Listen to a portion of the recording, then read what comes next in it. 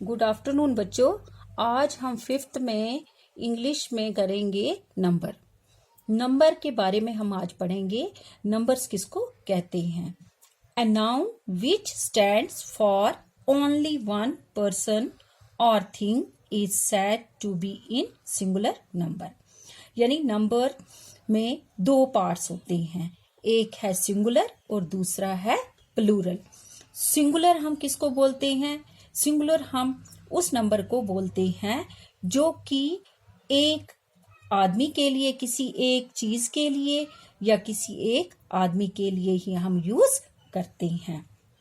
यहाँ पे मैंने कुछ एग्जांपल्स दी हैं, जैसे कि यहाँ पे है फॉर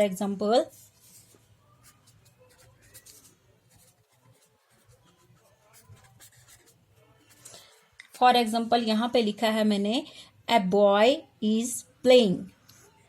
तो यहाँ पे जो बॉय है जिसको मैंने अंडरलाइन किया है, तो ये यहाँ पे सिंगल है। तो ए बॉय इज प्लेइंग, लड़का खेल रहा है। दिस इज ए बुक, तो यहाँ पे बुक जो है ये भी क्या है? सिंगुलर है।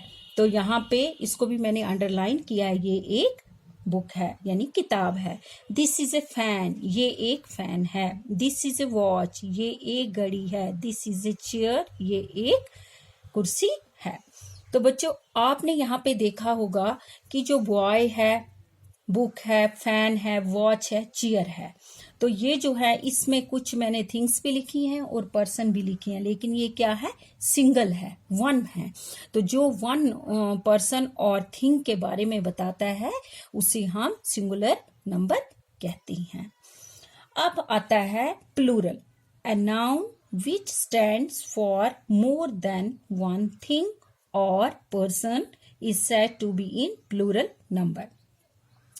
जो भी नाउन एक से ज्यादा चीजों या पर्सन्स, आदमियों के बारे में बताता है उसे हम प्लूरल कहते हैं। तो प्लूरल की यहाँ पे कुछ एग्जांपल्स मैंने लिखी हैं। फॉर एग्जांपल जैसे कि यहाँ पे हमने पढ़ा था ए बॉय इज प्लेइंग, तो यहाँ पे बॉय क्या था? सिंगुलर था, वन था। तो यहाँ पे हमने लिखा है प्लूरल में द बॉयज आर प्लेइंग, यानी कि बॉय की जगह हमने क्या लगाया? बॉयज। इसमें हमने एस ऐड किया है, तो एस ऐड करने की वजह से ये क्या हो गया? प्लूरल में चेंज हो गया। तो ऐसे ही सेकंड है दिस इज ए बुक, तो यहाँ पे मैंने प्लूरल में क्या लिखा है? दिस की जगह पे हमने चेंज किया दिस, और बुक की जगह पे हमने क्या लगाया है? बुक्स। तो ये किसमें चेंज हो गया? This is a book change हो गया दीज आर बुक्स, ये किताबें हैं। यानी कि यहाँ पे एक नहीं, एक से ज्यादा बुक्स के बारे में हम बात कर रहे हैं।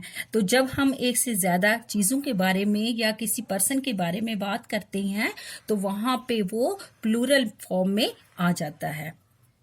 दिस इज ए फैन, यानी कि यहाँ एक ही फैन के बारे में हमने बात की है, और यहाँ पे ये फैन किस में चेंज हो गया है? फैंस के बारे में। तो यहाँ पे एस लगने से ये फैंस बन जाता है। फोर्थ है दीज और वॉच, ये घड़ियां हैं। जबकि यहाँ पे हमने सिंगुलर में हमने लिखा था दिस इज ए वॉच, यानी कि ये एक घड़ी है, एक ही वॉच है। और यहाँ पे हमने क्या लिखा? दिस हो गया दीज में चेंज, और वॉच हो गया वॉच में चेंज। तो दीज आर वॉच, ये घड़ियां हैं। तो यहाँ पे हमने क्या ऐड किया? E S. और दिस किस में चेंज होता है? दीज में। जब प्लूरल में हमें चेंज करना होता है तो दिस दीज में चेंज हो जाता है, और जो सिंगुलर थिंग होती है वो भी प्लूरल में चेंज हो जाती है। तो फिफ्थ है यहाँ पे दिस इज ए चेयर, ये एक कुर्सी है। तो यहाँ पे हमने दिस की जगह क्या यूज किया है? दीज। और चेयर्स, ये कुर्सियां हैं। तो यहाँ पे चेयर और यहाँ पे चेयर्स। तो बच्चों आपको याद रखना है कि जब हम कोई किसी एक चीज के बारे में या किसी एक आदमी के बारे में, किसी एक पर्सन के बारे में, किसी भी एक आइटम के बारे में बात करते हैं तो उस वहां पे हम सिंगुलर नंबर यूज करते हैं। और जब एक से ज्यादा चीजों के बारे में हम बात करते हैं या एक से ज्यादा आदमी होते हैं तो वहां पे वो किस में चेंज हो जाता है, प्लूरल फॉर्म में। तो ये मैंने आपको आज एक्सप्लेन किया। तो अब हम इसके अकॉर्डिंग कुछ आगे सिंगुलर और प्लूरल्स करते हैं। यहां पे मैंने लिखा है formation of plural of nouns, यानी कि नाउन्स जो हैं उनको हमने किस में चेंज करना है, प्लूरल फॉर्म में। यानी कि यहाँ पे सारे सिंगुलर्स मैंने लिखे हैं, तो यहाँ पे हम इनको चेंज करेंगे प्लूरल्स फॉर्म में। अब है यहाँ पे बर्ड। बर्ड का क्या लिखेंगे हम यहाँ पे, यानी एक बर्ड है तो हम लिखेंगे इसको बर्ड्स, BIRDS, यानी यहाँ पे S हमने इसमें चेंज किया। डोर, डोर्स, यहां भी हमने S लगाया। फ्लैग, फ्लैग्स, यहां भी S लगाया। गर्ल, गर्ल्स, यहां भी हमने S लगाया। King, Kings. आपको पता है ये S लगने से ये बहुत सारे हो जाते हैं, यानी एक से ज्यादा के बन जाते हैं। स्टार, स्टार्स, यहां भी हमने S लगाया। River, reverse. फ्रेंड,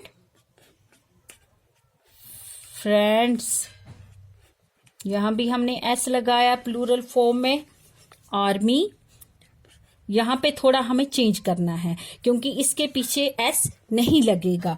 तो ये आपको पता होना चाहिए कि जब हम कोई नाउन वर्ड लिखते हैं तो आपको उसको देखना है। जैसे यहाँ आर्मी है तो आर्मी में हम क्या लिखेंगे, ARM।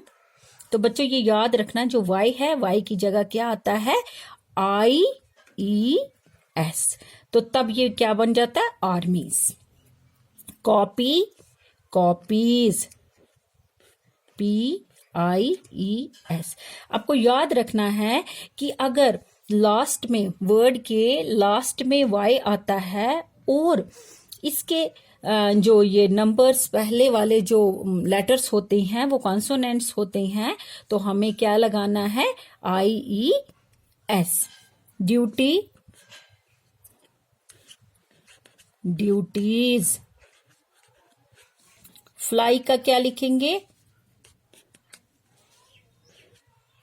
फ्लाइज, यानी Y की जगह IES। फैमिली,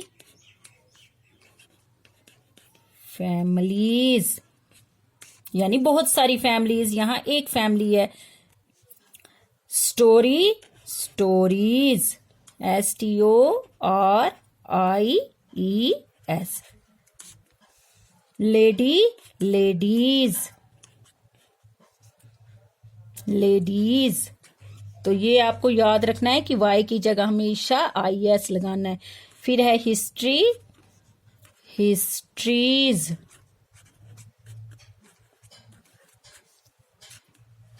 तो इसमें हमने देखा कि जो सिंगुलर थे वो हमने किस में चेंज किए, प्लूरल फॉर्म में। तो इसमें हमने S यूज किया, लेकिन आपको याद रखना है कि जिसके एंड में Y आता है तो वहां पे हमें Y को हटा के IES यूज करना होता है। तो इसी तरह से इसी के अकॉर्डिंग मैं कुछ और नाउन्स आपको बताऊंगी जो प्लूरल फॉर्म में चेंज हो जाते हैं, जिनके लास्ट में मतलब कुछ और ऐसे वर्ड्स होते हैं वहां पे द डिफरेंट लेटर्स यूज किए जाते हैं। तो आज का हमारा टॉपिक इतना ही, इसके अकॉर्डिंग आपको मैं कल दिखाऊंगी। तो आज हम इतना ही करते हैं। ओके, मुझे होप है कि आपको शायद समझ आ चुका होगा, ऑलरेडी ये हमने पहले भी किया था। Okay, bye.